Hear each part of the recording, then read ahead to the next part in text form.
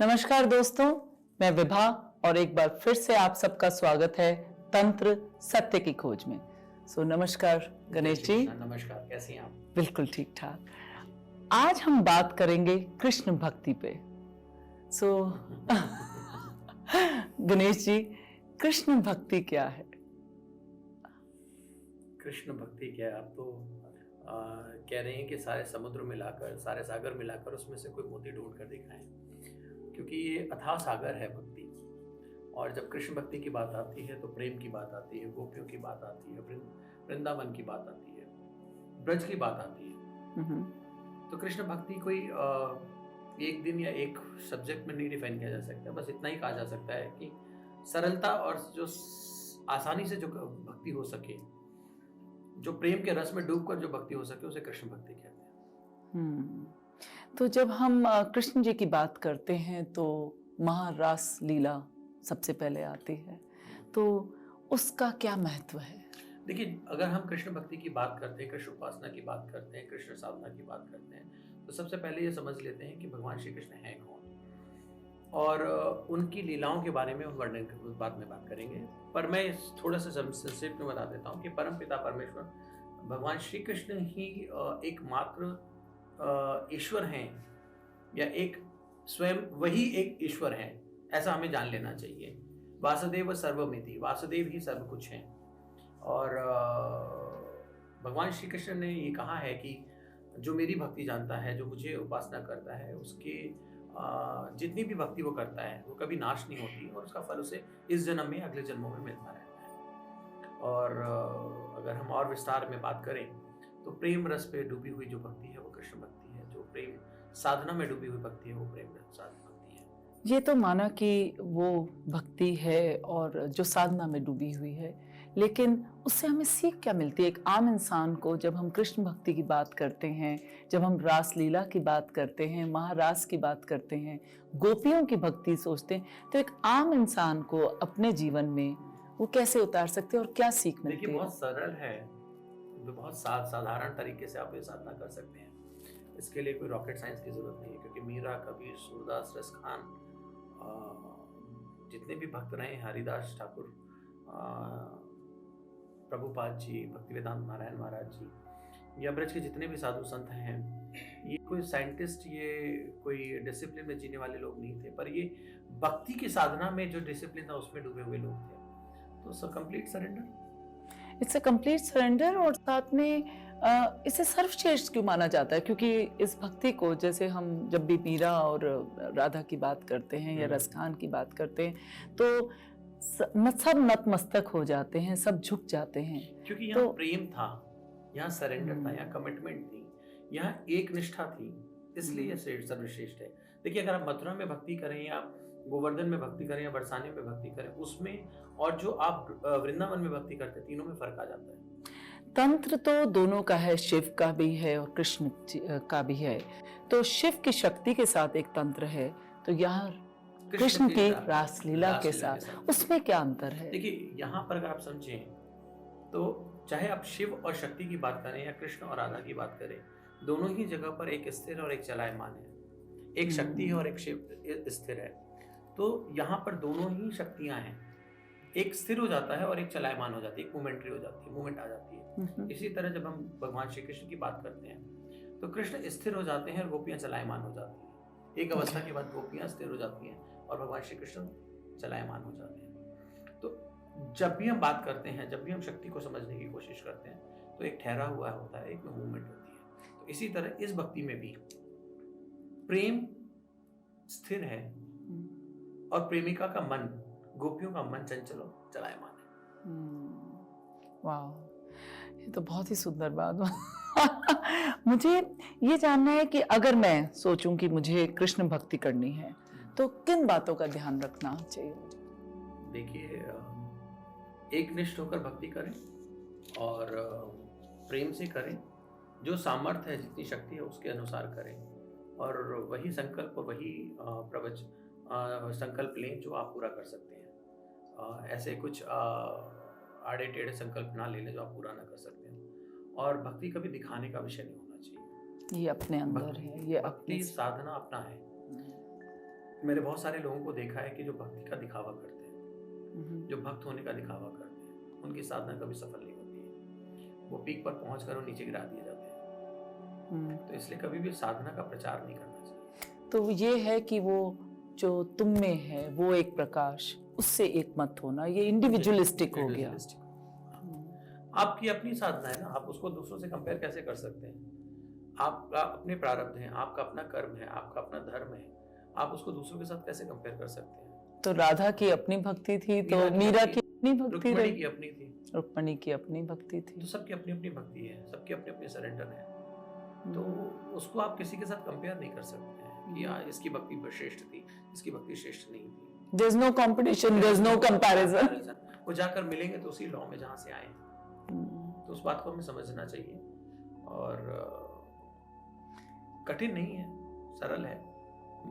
भगवान श्री कृष्ण कहते हैं कि आप अपना मन मुझ में लगा दीजिए। मन मना मत भक्तो मां जी नमस्कार मां वैश्य से सत्यवता प्रति जना प्रवेश में। जो भी करो, जैसा भी करो, वो सारा मन मुझ में लगा दो।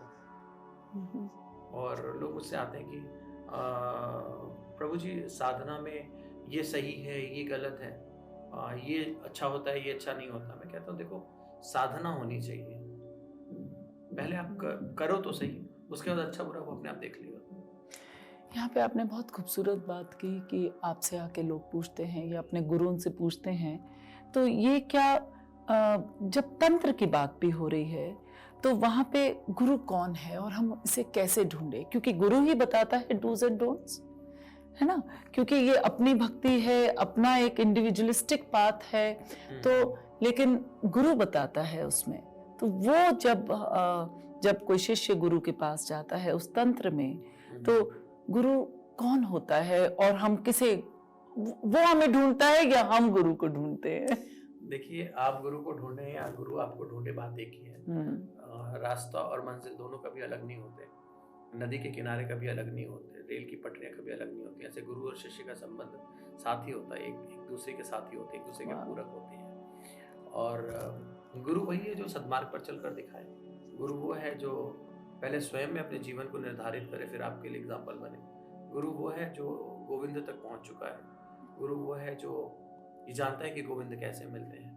गुरु वो है जो जिसने अपने जीवन का त्याग किया हो, जीवन को जीना जानता हो, जीवन कृष्ण कृपा में या साधना में जीना जानता हो, वो गुरु है।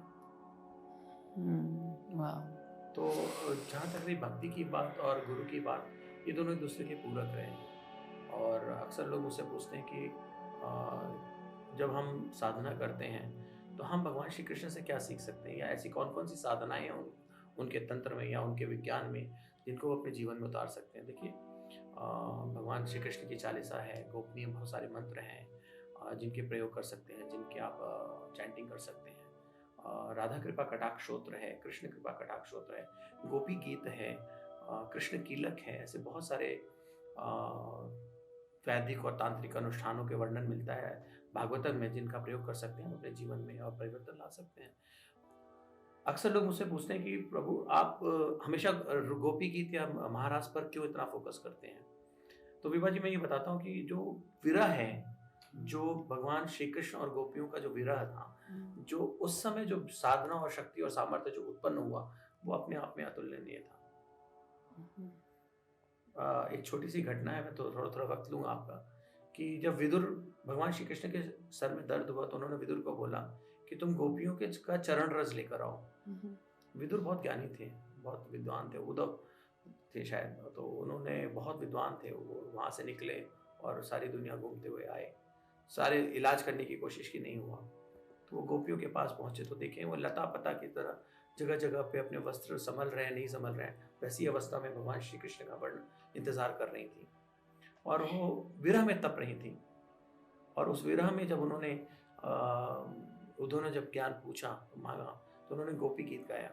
और जो गोपी गीत थी, जो विरह का जो गीत था, वो अगर देखा जाए तो तंत्र मंत्र यंत्र की दुनिया का सबसे बड़ा अस्त्र है, अगर उसको कोई समझ सके तो। अगर नहीं समझ सकता तो उसके लिए साधारण एक स्रोत है, बट गोपी गीत अपने आप में एक महान अनुष्ठान है। हम जब कृष्ण की बात कर रहे हैं तो श्रीमद् भागवत और गीता, इसमें क्या अंतर है? तो जैसा विभा जी आपने पूछा कि भागवत और भागवतम में क्या अंतर है, तो जब वेदव्यास जी ने श्रीमद् भगवत गीता की रचना की, तो उनको रचना करने के बाद फिर भी तृप्ति नहीं हुई, मतलब वो पूर्ति आनंद नहीं मिल रहा था। तो उन्होंने ना, वो रस नहीं मिल रहा था, तो उन्होंने ईश्वर की आज्ञा लेकर उन्होंने भागवतम की रचना की। तो श्रीमद् भगवत गीता और भागवतम में यही फर्क है कि वहाँ भगवान श्री कृष्ण के वचनों का वर्णन है या उनकी लीलाओं का वर्णन है, दशावतारों के वर्णन है, तो जिन दोनों को पढ़कर हम अपने जीवन के चरित्र में उतार सकते हैं। और दोनों ही ग्रंथ अपने आप में तंत्र से भरे हुए हैं, पर समझने और ज्ञान की बात है। हाँ, जब हम तंत्र की बात कर रहे हैं तो तंत्र में गुरु जरूरी है जी ना? तो गुरु कौन होना चाहिए, देखिए, या गुरु चुनता है, जैसे हम कहते हैं कि गुरु चुनता है शिष्य को या शिष्य चुनता है गुरु को? देखिए, जैसा मैंने अभी पहले भी आपको बताया कि गुरु और शिष्य दोनों ही पटरी है, रास्ते हैं, मार्ग हैं, दोनों एक साथ चलते हैं, पूरक हैं। कौन किसको चुनता है ये इम्पोर्टेंट नहीं है, दोनों एक दूसरे को चुन लेते हैं, ये इम्पोर्टेंट हो जाता है। और गुरु कौन है? गुरु वो है जो आपका मार्ग पकड़कर, आपकी उंगली पकड़कर आपको मंजिल तक पहुंचा दे। कैरेक्टरिस्टिक्स की बात करें तो वो शुद्ध होना चाहिए, उसमें छल कपट लालच नहीं होनी चाहिए, और जीवन उसका निश्चल होना चाहिए, त्यागी होना चाहिए, ज्ञाता होना चाहिए, तंत्र मंत्र यंत्र की साधनाओं को किया होना चाहिए, उसने एक्सपीरियंस किया होना चाहिए। और आपको ये देखना पड़ेगा कि उसके अंदर ढकोसलापन तो नहीं है, दिखावा तो नहीं है, ये वास्तविक ज्ञान है या नहीं है, वो भी देखना पड़ता है। उसका चरित्र ठीक होना चाहिए सबसे पहली बात, और लोभी और लालची ना हो। तो मैं ये कहता हूँ कि अगर गुरु संभ्रांत हो, वैष्णव हो, या दीक्षित हो, या अच्छे कुल से बिलोंग करता हो, तो आपके लिए अच्छी बात है। भरे पेट का होना चाहिए, गुरु घंटाल नहीं होना चाहिए, गुरु गुरु होना चाहिए। अब गुरु भी मिल गया, अब ये गुरु जब मिल जाते हैं, गुरु दीक्षा क्या है और गुरु दीक्षा का क्या महत्व है, और उसकी कितने प्रकार की है और कैसे होती है? विभा जी, आपको बहुत ज्ञान है इन विषयों पर है। जैसे गूढ़ प्रश्न आप पूछती हैं, मुझे लगता है कि अच्छा विषय का ज्ञान रखती हैं आप। देखिए, गुरु और गुरु दीक्षा का बहुत महत्व है। दीक्षा जो है, जब तक दीक्षा नहीं होगी, जब तक आपको शक्तिपात नहीं मिलेगा, जब तक आपको मंत्र यंत्र दीक्षा नहीं मिलेगी, तब तक आप अपनी साधनाएं नहीं कर सकते। दीक्षा एक तरह का परमिशन है, एक तरह का अप्रूवल है कि आप अब साधनाओं की दुनिया में जा सकते हैं। दीक्षाएं 3 तरह की होती हैं, मानसिक, वाचिक और कार्मिक। कारिक कायिक रूप में दी जाती हैं। कान में अगर आपके मंत्र बोला गया, या आपको शक्तिपात किया गया, या आपकी आज्ञा चक्र पर दीक्षा की गई, तो अन्य प्रकारों की दीक्षाएं होती हैं। पर तंत्र में मूलतः 3 तरह की दीक्षाएं मानी जाती हैं। कान में दी गई मंत्र दीक्षा, आज्ञा चक्र पर दी हुई शक्तिपात दीक्षा, और आपके सर पर हाथ रखकर शक्तिपात किया हुआ शांभवी दीक्षा। ये 3 प्रकार की दीक्षा मिलता है। तो इन तीनों दीक्षाओं का होना बहुत ज़रूरी है। अगर ये 3 दीक्षाएं आपकी हो जाती हैं, तो आप तंत्र साधनाओं में साधना में आप आगे बढ़ सकते हैं। आप इसको इस तरह से समझिए, एक सरल भाषा में, लेमन लैंग्वेज में अगर मैं समझाऊं, कि आपके पास एक जगह पर है जहां पर वाईफाई नेटवर्क है, लेकिन वाईफाई का पासवर्ड नहीं है। तो दीक्षाएं वो पासवर्ड है जो आपको वाईफाई एक्सेस करने का अप्रूवल देती है। वाह, तो पूरा इसी जमाने की बात हो रही है। जमाना चाहे वो सतयुग हो, द्वापर हो, त्रेता हो, कलयुग हो, बात तो एक ही समय की होती है, एक ही जगह की होती है। मानव जीवन कैसे श्रेष्ठ बनाया जा सके। आपने बहुत खूबसूरती से बताया कि गुरु के चरित्र की क्या महत्व है और उसका कैसे होना चाहिए। तो शिष्य, जब हम शिष्य की बात करते हैं, तो उसके क्या डूज एंड डोंट्स हैं? एक शिष्य को गुरु के साथ, या उसकी जिंदगी किस तरह से होनी चाहिए जब वो गुरु से सीख रहा है? देखिए, एक शिष्य का जो चरित्र है, वो सबसे पहला प्रिंसिपल, एकनिष्ठ हो। अपने गुरु पर कभी डाउट ना करिए, कभी संशय मत करिए, दुविधा मत रखिए। अगर आपको दुविधा है तो आप गुरु शिष्य पर पूछ लीजिए, और नहीं बता दीजिए, क्लियर कर लीजिए। हमारे यहाँ नाम अपराध माने गए हैं। गुरु के प्रति अगर आप संशय करते हैं, उसके चरित्र पर आप क्वेश्चन मार्क करते हैं, तो संशय माना जाता है, तो अपराध माना जाता है। तो आपको पहले जो कुछ करना है कर लीजिए, लेकिन दीक्षा लेने के बाद, शिक्षा ज्ञान प्राप्त करने के बाद उस पर संशय मत करिए, और जो वचन दीजिए या जो संकल्प उठाइए उसे पूरा करिए। और गुरु के प्रति कभी चोरी का भाव, या कभी उसको कष्ट पहुंचाने की भावना मत रखिए, कभी उसके ज्ञान पर संशय मत करिए। वो हो सकता है कि विभिन्न व्यक्तियों के साथ विभिन्न बर्ताव करता हो, वो आपके साथ दूसरा बर्ताव हो, कभी किसी और के साथ हो सकता है कि आपको कभी वो आपको लगे कि आपके साथ किया हुआ बर्ताव गलत है, पर वो गलत नहीं होता, वो आपके लिए ज़रूरी है इसलिए वो कर रहा होगा। जैसे कि अगर एक पेशेंट है, उसके पैरों में अगर चोट लग गई है, उसमें जहर फैल रहा है, पस फैल रहा है, अगर उस उंगली को काटा जाए, तो अगर एक पेशेंट की नज़र से देखा जाए तो उसके साथ अन्याय हो रहा है, पर एक डॉक्टर की नज़र से देखा जाए तो उसका जीवन बचाया जा रहा है। इसी तरह गुरु शिष्य का संबंध होता है कि शिष्य को लग सकता है कि उसके साथ अन्याय हो रहा है, नहीं हो रहा है, परंतु ये देख लीजिएगा कि वो गुरु होना चाहिए, सदगुरु होना चाहिए, समर्थ गुरु होना चाहिए, तभी इतना विश्वास और वो करिए। माना, ये बिल्कुल आप ठीक बोल रहे हैं और सच है, लेकिन मैं इस बात पे आपसे एक प्रश्न पूछना चाहती हूँ, क्योंकि लोग जब गुरु के पास होते हैं, उनकी छत्र छाया में होते हैं, तो उनका आचार विचार बिल्कुल अलग होते हैं, और जैसे ही वो उस से बाहर आते हैं तो कई बार सुना गया है और देखा गया है कि उनका व्यवहार बदल जाता है। जो वो व्यवहारिक होते हैं या सामाजिक तरह से होते हैं, वहां बदल, तो वो क्या गुरु इस चीज का भी ध्यान रखते हैं कि वो उससे बाहर जब आए, जब वो संसार में आ रहे हैं, सांसारिक, तब उनका किस तरह से चलन होना चाहिए या उनकी सोच होनी चाहिए, तो गुरु का वो भी फर्ज है? देखिए, देश काल, स्थिति और परिस्थिति का प्रभाव तो सब पर पड़ता है बाबा जी, क्योंकि अगर तंत्र का गुरु है, अगर वो तंत्र की साधनाएं करा रहा है, जब तक आप उसके परिवेश में हैं, उसके रेंज में हैं, तो आप उसके प्रभाव में हैं, उसके ऑरा में, उसकी एनर्जी में हैं, तो उसका आपके मन पे, आपके मस्तिष्क पे, आपके जीवन शैली पे बहुत प्रभाव पड़ता है। जब आप उससे दूर हो जाते हैं तो आप दूसरे एक सांसारिक परिवेश में आ जाते हैं, एक दूसरे परिवेश में आ जाते हैं, उसका फर्क पड़ जाता है। अगर मैं इसको इस बात तरह समझूं कि आप पहाड़ों में गए हैं, तो आपने ठंड के कपड़े पहने हैं, लेकिन जब पहाड़ों से नीचे आ जाएंगे तो आपको गर्म कपड़े पहनने पड़ते हैं, या ना उन ठंड के कपड़ों का त्याग करना पड़ता है। तो आपका परिवेश तो चेंज हो गया, लेकिन जो वहाँ की मेमोरी है, जो आपकी याददाश्त है, जो आपकी आपने आभास किया, जो आपने जो एक्सपीरियंस किया है, वो अलग नहीं होता, वो आपके अंदर रहता है। तो गुरु के साथ कितनी अंदर तक आपको चोट लगी है, वो आपकी याददाश्त में रहता है। और जनरली गुरु शिष्य परंपराओं में जब संबंध हो जाते हैं, या जो शक्ति का संचालन हो जाता है, वहाँ पर ये फर्क नहीं पड़ता कि आप कहाँ पर हैं। जहाँ पर अधूरा ज्ञान होता है, जहाँ अधूरी दीक्षाएं होती हैं, वहाँ पे ये होता है। तो क्योंकि कई बार ऐसे जब आप किसी से मिलते हैं तो बहुत गर्व महसूस होता है और ऐसा लगता है कि ये किस गुरु से मिले हैं, क्योंकि मुझे भी उधर जाना है, तो खींचता है, किसी के आचरण से खींचता है कि ये कहाँ से आ रहा है। और कई बार आप कहते हैं कि पता नहीं, इसने गुरु की बात शायद वहीं छोड़कर आ गया। हाँ, अक्सर आपको देखने को मिलेगा कि गुरु गंभीर होता है और शिष्य उच्छृंखल होता है। मतलब आप गुरु ने बहुत कुछ सिखाने की कोशिश करते हैं। एक ही गुरु के कई शिष्य हो सकते हैं। द्रोणाचार्य ने दुर्योधन को भी दीक्षा दी थी, द्रोणाचार्य ने अर्जुन को भी सिखाया था। दुर्योधन कैसा निकला, अर्जुन कैसा निकला, तो ये शिष्य की अपनी अपनी प्रारब्ध है, उसकी अपनी विभाग वो है कि दुर्योधन सिर्फ दिखावे में और शोर शराबे में, अट्रैक्शन खींचने में, या कुछ लीगल इलीगल तरीके से प्राप्त करने में लगा रहा, और अर्जुन धर्म के मार्ग पर चला। तो गुरु और गोविंद के मार्ग पर चलना आसान नहीं है, पर डिपेंड करता है कि गुरु और गोविंद की कृपा आप पर कितनी है और आपने गुरु और गोविंद पर विश्वास कितना किया है। देखिए, अपना दिमाग इस्तेमाल करेंगे आप, तो आप साधना क्षेत्र में सक्सेसफुल नहीं हो सकते हैं, बिल्कुल नहीं हो सकते हैं। आपको इसको समझना पड़ेगा कि एक एक्सपीरियंस, एक तजुर्बा है, स्पिरिचुअल है, ये रूहानी है, ये आत्मिक है, आत्मिक है। आप इसमें आप अपना दिमाग नहीं लगा सकते। अब इसको इस तरह से समझिए कि कुछ शिक्षाएं अच्छी होती हैं, कुछ दीक्षाएं अच्छी होती हैं, कुछ गुरु अच्छे हैं। देखिए, वैरायटी, वेरिएशन सब जगह है, पर जो उसका एसेंस है वो नहीं बदलता। एसेंस यही है कि एकनिष्ठ हो जाइए आप, ये मत इस्तेमाल करिए। इसका इस्तेमाल वहां करिए जहां गुरु कह रहा है, तो उसको इस तरह से समझिए।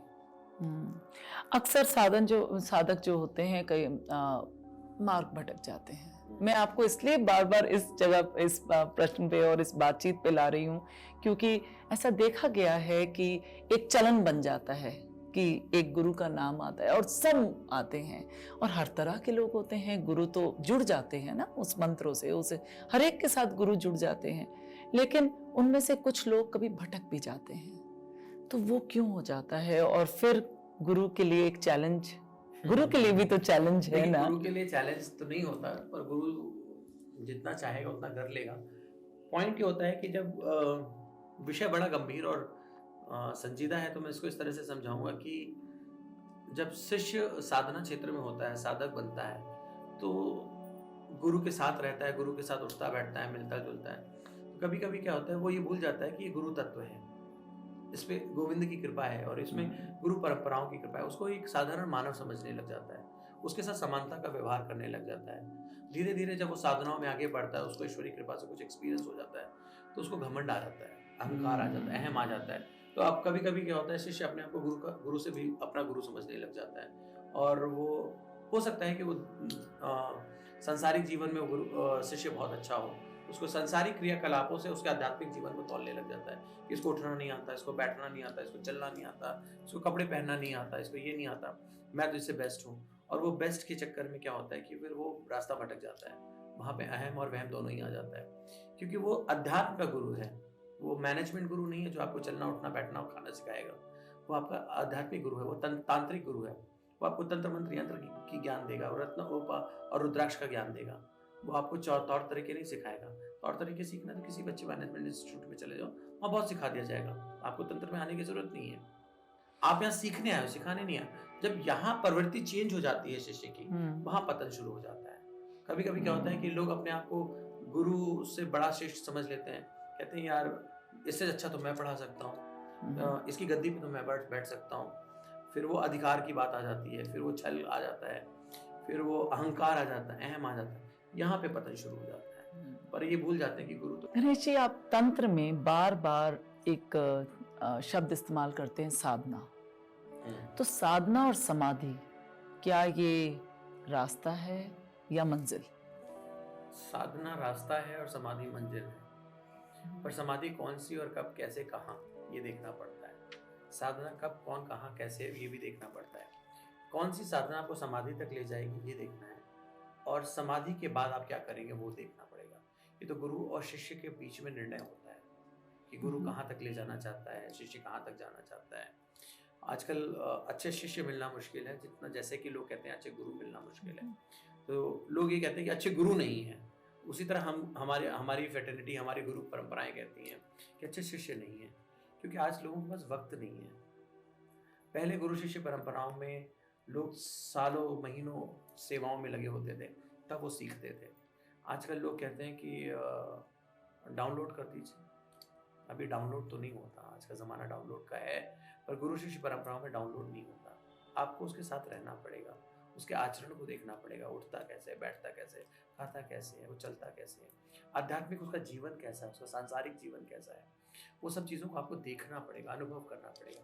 इसीलिए हमारे पुराने ग्रंथों में कहा गया है कि कम से कम प्रारंभिक 3 वर्ष आपको उसके साथ रहना चाहिए। अगर आप 3 वर्ष में भी उसको नहीं सीख पाए तो फिर आपको दूसरा गुरु देख लेना चाहिए, या गुरु को दूसरा शिष्य देख लेना चाहिए, या साधना मार्ग बदल लेना चाहिए।